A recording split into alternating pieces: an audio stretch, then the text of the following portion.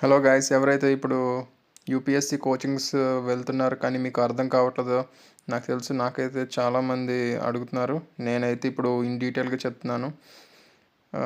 ప్రతి బుక్ నా దగ్గర ఉన్నవైతే యూపీఎస్సి బుక్స్ ఉన్నాయి. ఆ యూపీఎస్సి బుక్స్ ఒక్కొక్క పేజ్ మీకు ఇలా ఎక్స్ప్లెయిన్ చేస్తూ ఉంటాను. మీ ఖాళీ టైంలోనే ఇలా వచ్చి మీరు రివ్యూ చేసుకోవచ్చు.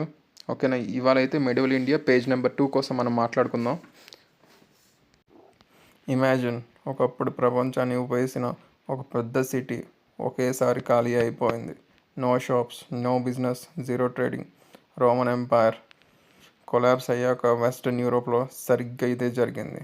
సిటీస్ అన్నీ మాయమైపోయాయి. ఈ ఘోరమైన కాలాన్నే ది డార్క్ ఏజ్ అంటారు.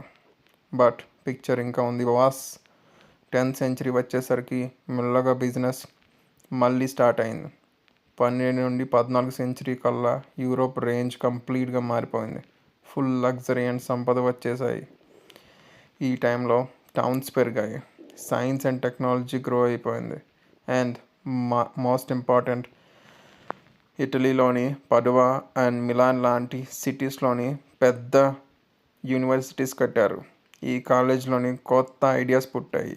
అవే ఫ్యూచర్లో యూరోప్ని ఫుల్గా మార్చేసి గ్రేట్ పునర్నిర్జీతంకి దారితీశాయి. పునర్జీతం అంటే పునర్జీవనం. పునర్జీవనం అంటే రెనైసెన్స్ ఇంగ్లీష్లోని. యూపీఎస్సీ చదివే వాళ్ళకి చాలా ఇంపార్టెంట్. ఇప్పుడు ఒక సూపర్ ఇంపార్టెంట్ యూపీఎస్సీ టిప్ నేర్చుకుందాం. అదే ఫియడలిజం. రోమ్ పడిపోయాక యూరోప్లో ఒక కొత్త సొసైటీ సిస్టమ్ స్టార్ట్ అయింది. లాటిన్ వర్డ్ ఫ్రీడమ్ అని పిలుస్తారు దీన్ని. ఫ్రీడమ్ అంటే ఇంగ్లీష్లో ఎఫ్ఐఈఎఫ్ అంటారు. అంటే ఒక ల్యాండ్, భూమి అని అర్థం. ఈ సొసైటీలో మెయిన్ పవర్ ఎవరిది అనుకున్నారు? రాజుది కాదు. ఆర్మీని మెయింటైన్ చేసే పవర్ఫుల్ చీఫ్స్ది. భూస్వాములు. చీఫ్స్ అంటే భూస్వాములు. చేతిలో ల్యాండ్ అంతా ఉండేది. ఇంట్రెస్టింగ్. ఇలాంటి సెమీ సిస్టమ్ని మన ఇండియాలో రాజ్పుత్స్ దగ్గర, అటు సెంట్రల్ ఏషియాలో టర్క్స్ దగ్గర కూడా ఉండేది.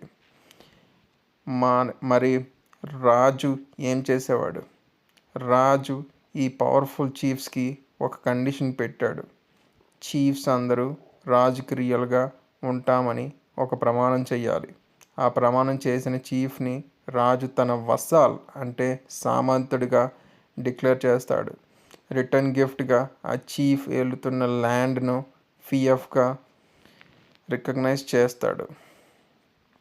ఈ చీఫ్ ఏం చేయొచ్చు? తన కింద ఇంకొంతమందిని సబ్ చీఫ్స్ని పెట్టుకొని తన ల్యాండ్లో కొంత భాగాన్ని వాళ్ళకి ఇవ్వచ్చు.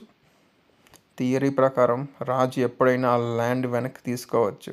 బట్ ప్రాక్టికల్గా రాజులు అలా ఎప్పుడు చేయలేదు. సో పవర్ అంతా కొద్దిమంది. ల్యాండ్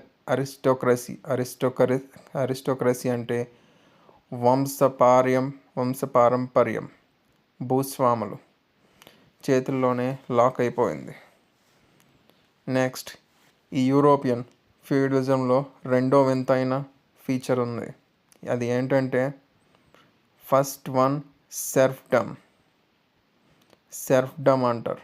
సెర్ఫ్డమ్ అంటే ఒక రకమైన రైతు బాస్, కానీ ఇతనికి అస్సలు ఫ్రీడమ్ ఉండదు. సెర్ఫ్డమ్కి అస్సలు ఫ్రీడమ్ ఉండదు. ల్యాండ్ వదిలి వెళ్ళకూడదు, వేరే జాబ్ చేయకూడదు. ఆఖరికి పెళ్ళి చేసుకోవాలన్నా తన యజమాని పర్మిషన్ కావాలి. సెకండ్ ఫీచర్ ది మేనర్ అంటే ఆ ల్యాండ్కి బాస్ అయిన లార్డ్ నివసించే ఒక పెద్ద ఇల్లు లేదా కోట, క్యాస్టిల్. ఈ కోట చుట్టూనే 100 ఎకరాల ల్యాండ్లు ఉండేవి. అక్కడే ఈ